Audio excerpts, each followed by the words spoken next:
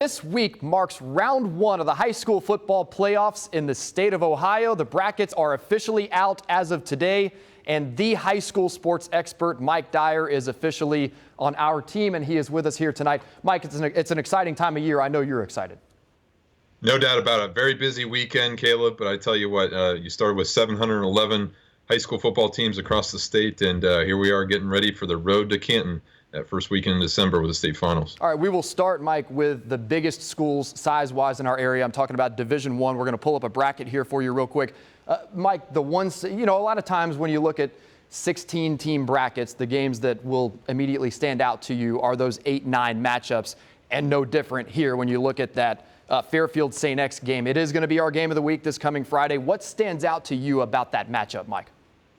You know what? This is the first time these two teams have played each other in the playoffs since 2017, Caleb. So, haven't met frequently at all. So certainly, Fairfield trying to bounce back after losing to Lakota West in that double overtime, very emotional game a couple weeks ago. But they've done a nice job after a loss to Mason the following week. They closed out the regular season, a big win over Lakota East. And you got St. X, obviously. A very tough schedule. Everybody knows about the Bombers and what they do every year in terms of playing their opponents in the GCL South and beyond. And I know Coach Steve Speck is probably chomping at the bit. Remember, if history is any indicator, we do remember about 2016, St. X being the first 5-loss team to win a state championship in Ohio. So they go into this playoff mode at 4-6, but certainly I think the Bombers are looking ready for this new opportunity with this new postseason. Yeah, I don't think St. X is a team you can ever look over at any point. I want to bring up the bracket one more time here. The Division I Region 4 bracket, Mike. You look at the number 1 overall seed there is Moeller. Number 2 seed there is Elder. And I want to ask you about Elder because that's a team that lost several key pieces from last year's team that was pretty good. There were a lot of questions about, what would Elder look like going into this season. They've been good. They go into the playoffs with a very good 2 seed. What can you say about Elder this year heading into the playoffs? Yeah, Coach Doug Ramsey, I think he's really been re-energized by this group this season. Not a lot of expectations, as you mentioned, going into the year, but I think they've proved a lot of naysayers wrong when it comes to their schedule and really competing against some of the state's best teams. And obviously, people will look to that Moeller game at Nippert Stadium, and obviously the Crusaders are a very strong team, but I think if Elder has another opportunity, it would certainly be very interesting. But, watch for Luke Flowers. They're running back, senior, career high 3 touchdowns this past week against LaSalle. And this is a team that is always dangerous in the playoffs. And we know one thing about Coach Doug Ramsey, he's had plenty of experience on the grand stage, and I think this team will be ready.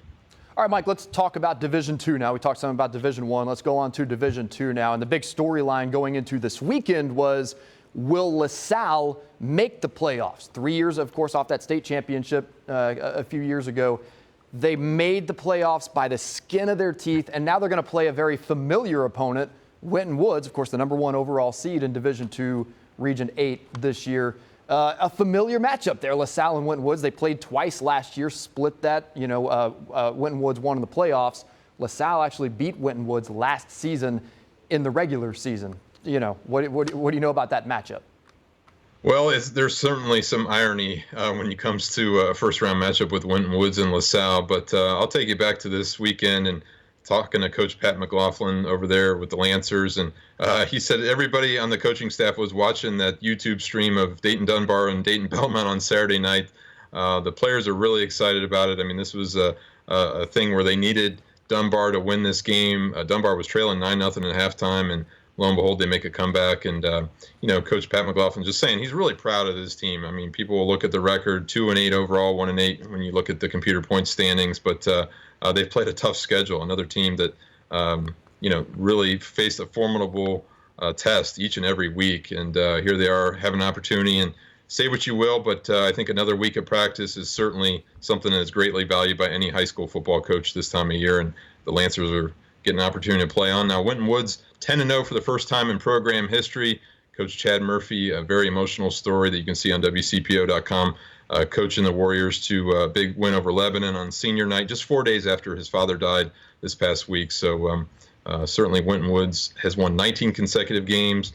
They are primed for another deep postseason run, but going to have a familiar opponent to get after on Friday night before they look ahead to too many things. Yeah, obviously Winton Woods, the defending state champs, Mike, as we all know, and they are one of the more complete high school football teams that you're going to come across. So we pull up the Division II bracket here one more time. You see the 5 seed there, Mike, is Withrow. It's a team that won a playoff game last year. Coming into this year, though, there's going to be real expectations. There are real expectations on this Withrow program heading into the playoffs as a 5 seed, of course, facing the 12 seed in the first round of the playoffs in Loveland. What do we know about Withrow going in? And one thing I'll point out about expectations, this past week, they had a chance to play for a CMAC championship outright and left no doubt about it whatsoever. Just absolutely rolled over a Hughes team that's capable of putting up points. What can you say about Withrow heading into the playoffs? Well, you know what? In talking to Coach Collie Jones this week, and if you know anything about Coach Jones, he's very no nonsense. I mean, he loves to see a team play up in its competition through the regular season, and the Tigers did just that. Remember, they had narrow losses to Springboro, Baden, who was a Division III state runner-up a year ago, and obviously they played Akron Archbishop Hoban at home, which is always a Division II state power. So, I mean, this is a team that is battle-tested. I really like the way that senior quarterback Troy Montgomery has been playing. As Coach Jones told me this week, this was a young, inexperienced team coming off of that a really historic season a year ago for the Tigers. So he wasn't quite sure, what to expect. Maybe that first half of the season was such a tough schedule, but I think they're clicking on all cylinders right now. Defensively, it has just been a pure dominance right now in the past couple of weeks, and I really look for Withrow to make a strong push here in the playoffs. All right, some interesting matchups there in Division II, even in round 1. I mean, Ross and Northwest could be an interesting matchup there. I want to move on to Division III for a minute here, Mike, and we can pull up a Division III bracket right here. When I look at this Division III Region 12 bracket, what my eyes immediately go to are the top 2 seeds in that bracket, and the feel of like a collision course there with Baden and Western Brown. I mean, that would be, obviously a lot would have to happen before we would get that, but man, Baden and Western Brown, Mike, 2 very fun, very, you got Western Brown, the high-flying offense. You got Baden, it seems like a complete football team. What do you think of those 2 top seeds there? Yeah, a lot of star power there, Caleb. Obviously, when you're talking about Western Brown, senior quarterback Drew Novak, number 3 all-time on the career passing yards list there in state history. And, I mean, everything you talk about the superlatives of what he's done there for that Broncos team and that community there in Mount Orab. And how about Baden? Obviously, as I mentioned a second ago, Division III state runner-up a year ago. Coach Nick Yorty doing a fabulous job. Led him to a 10-0 record for the first time since 1980, believe it or not. And the Rams, I think, are 41-6 since the start of the 2019 season. And the University of Cincinnati football fans will know the name Braden Moore very well.